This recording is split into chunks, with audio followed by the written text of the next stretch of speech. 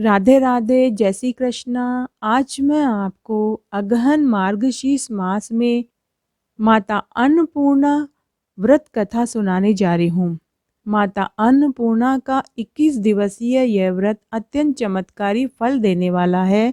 यह व्रत अगहन मार्गशीर्ष मास में शुक्ल पक्ष की प्रतिपदा से शुरू किया जाता है और 21 दिनों तक चलता है। यह व्रत एक समय भोजन करके भी किया जा सकता है। रोज सुबह घी का दीपक माता अन्नपूर्णा के सामने जलाएं और कथा पढ़ें और भोग लगाएं। कथा इस प्रकार है। एक समय की बात है, काशी निवासी धनंजय की पत्नी का नाम सुलक्षणा था। उसे सब सुख प्राप्त थे, केवल निर्धनता ही उसके दुख का कारण था। यह दुख उसे हर समय सताता रहता था। एक दिन सुलक्षणा अपने पति से बोली कि स्वामी, आप कुछ उद्यम करो तो काम चले, इस प्रकार कब तक काम चलेगा। सुलक्षणा की बात धनंजय के मन में बैठ गई और वह उसी दिन विश्वनाथ शंकर जी को प्रसन्न करने के लिए बैठ गया और कहने लगा कि हे देवाधिदेव विश्वेश्वर, मुझे पूजा पाठ कुछ आता नहीं है, मैं केवल आपके भरोसे यहाँ बैठा हूँ। इतनी विनती करके वह 3-4 दिन तक भूखा प्यासा वहीं बैठा रहा। यह देखकर भगवान शंकर ने उसके कान में अन्नपूर्णा अन्नपूर्णा अन्नपूर्णा इस प्रकार 3 बार कहा।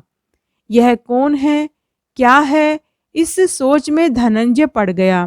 तभी मंदिर के पंडित जी वहां आए। धनंजय ने पंडित जी से पूछा कि पंडित जी, अन्नपूर्णा कौन है। ब्राह्मण ने कहा कि तू अन्न छोड़कर बैठा है, सो तुझे अन्न की ही बात सूझती है, जा घर जाकर अन्न ग्रहण कर। धनंजय घर आया। अपनी पत्नी से उसने पूरी बात बताई। तब उसकी पत्नी बोली, नाथ चिंता मत करो, स्वयं शंकर जी ने यह मंत्र आपको दिया है तो वे ही इसका खुलासा करेंगे।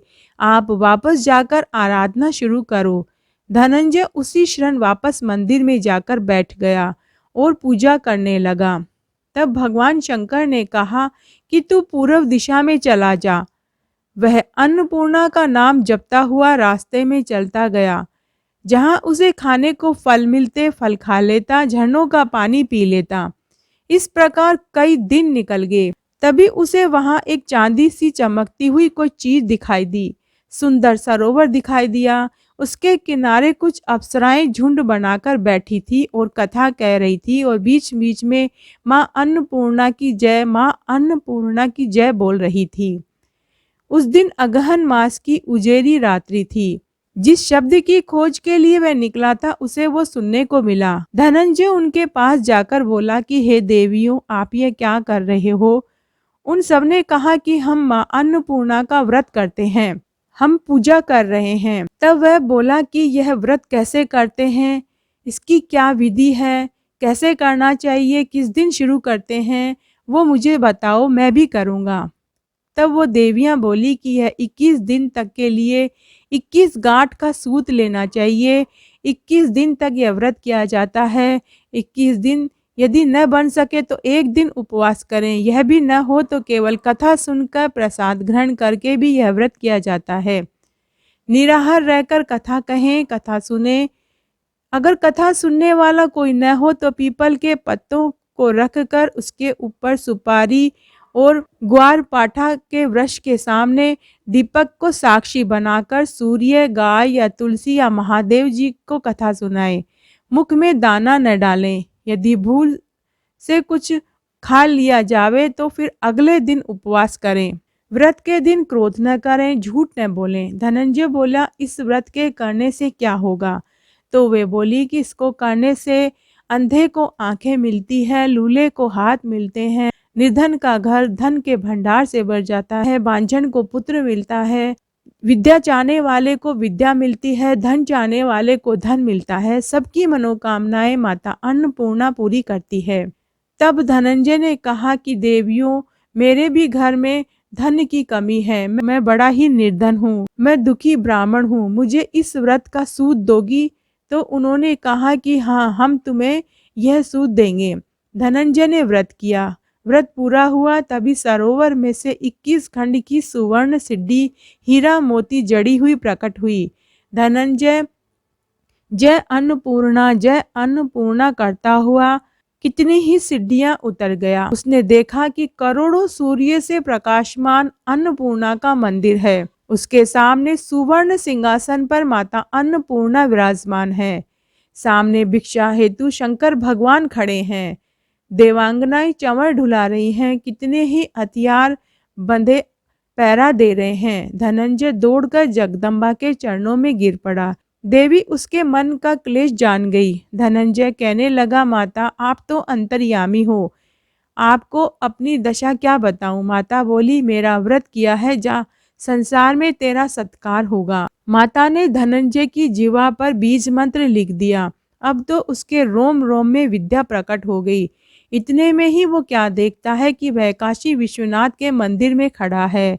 माँ का वरदान ले धनंजय घर आया। सुलक्षणा से सारी बात कही। माता की कृपा से उसके घर में संपत्ति उमड़ने लगी। छोटा सा घर बड़ा हो गया। जैसे शहद के छत्ते में मक्खियां जमा होती हैं, उसी प्रकार सगे संबंधी भी उनकी बड़ाई करने लगे। कहने लगे, इतना धन, इतना बड़ा सुंदर घर, बिना संतान के सब बेकार है। सुलक्षणा फिर दुखी हो गई। सुलक्षणा को कोई औलाद नहीं थी। सगे संबंधियों के कहने पर धनंजय को दूसरा विवाह करना पड़ा। सती सुलक्षणा को सोत का दुख देखना पड़ा। इस प्रकार दिन बीतने लगे। दोबारा फिर अगहन मास आया। नए बंधन से बंधे पति से सुलक्षणा ने कहलवाया कि हम व्रत के प्रभाव से सुखी हुए हैं, इस कारण यह व्रत छोड़ना नहीं चाहिए। यह माता जी का प्रताप है तो हम इतने संपन्न और सुखी हैं। सुलक्षणा की बात सुनकर धनंजय उसके यहाँ आया और व्रत में बैठ गया। नई बहू को इस व्रत की खबर नहीं थी। वह धनंजय के आने की राह देख रही थी। दिन बीतते गए। व्रत पूर्ण होने में 3 दिन बाकी रह गए। नई बहू को तब तक खबर पड़ गई। उसके मन में ईर्ष्या उत्पन्न हुई और वह सुलक्षणा के घर आ पहुंची और वो धनंजय को अपने साथ ले गई। नए घर में धनंजय को थोड़ी देर के लिए निद्रा ने आ दबाया। उसी समय नई बहू ने उसके व्रत का सूत तोड़कर आग में फेंक दिया। अब तो अन्नपूर्णा माता को क्रोध आ गया। घर में अकस्मात आग लग गई। सब कुछ जलकर खाक हो गया। सुलक्षणा समझ गई कि यह सब कुछ माता अन्नपूर्णा ने किया है। सुलक्षणा अपने पति को अपने घर ले आई और नई बहू रूठ कर पिता के घर चली गई।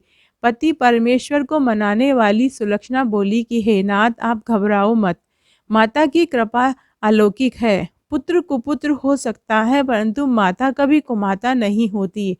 अब आप वापस से श्रद्धा और पूरी भक्ति से आराधना शुरू करो, वे हमारी जरूर मदद करेंगी।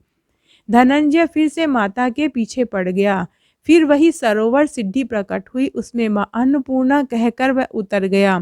वहां माता के चरणों में रुदन करने लगा। माता प्रसन्न हुई और बोली कि यह मेरी स्वर्ण की मूर्ति ले, इसकी पूजा करना, तू फिर से सुखी हो जाएगा। जा, तुझे मेरा आशीर्वाद है। तेरी स्त्री सुलक्षणा ने श्रद्धा से मेरा व्रत किया है, उसे मैंने पुत्र का वरदान दिया है। धनंजय ने आंखें खोली तो खुद को काशी विश्वनाथ के मंदिर में खड़ा पाया। वह वापस घर आया। इधर सुलक्षणा के दिन चढ़े हुए थे। उसे गर्भ ठहरा हुआ था और उसने 10वें महीने में एक सुंदर पुत्र को जन्म दिया।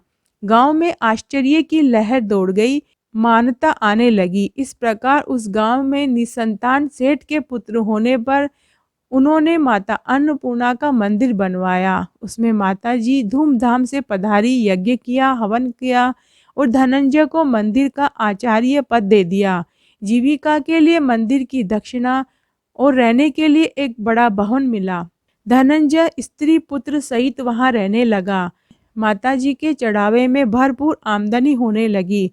उधर नई बहू के पिता के घर भी डाका पड़ गया। जो कुछ था वो सब चोर चुरा कर ले गए। उनकी हालत भीख मांगने जैसी हो गई। सुलक्षणा को जब पता चला तो उसने उसे बुलावा भेज दिया और उसके लिए एक अलग घर दे दिया और अन्न और वस्त्र का प्रबंध कर दिया। धनंजय, सुलक्षणा और उसका पुत्र माता अन्नपूर्णा की कृपा से आनंद से रहने लगे। माता अन्नपूर्णा ने जैसे उनके भंडार भरे वैसे सबके भरे, कहने वाले के, सुनने वाले के और हुकारा भरने वाले के। घटती हो तो पूरी हो तो परवान चढ़े, भूले बिसरे नाम तेरे भंडार में भरे। तो आज मैंने आपको माता अन्नपूर्णा व्रत कथा सुनाई। अगर आपको ये पसंद आती है तो कमेंट बॉक्स में जय हो माँ अन्नपूर्णा की जरूर लिखें। धन्यवाद।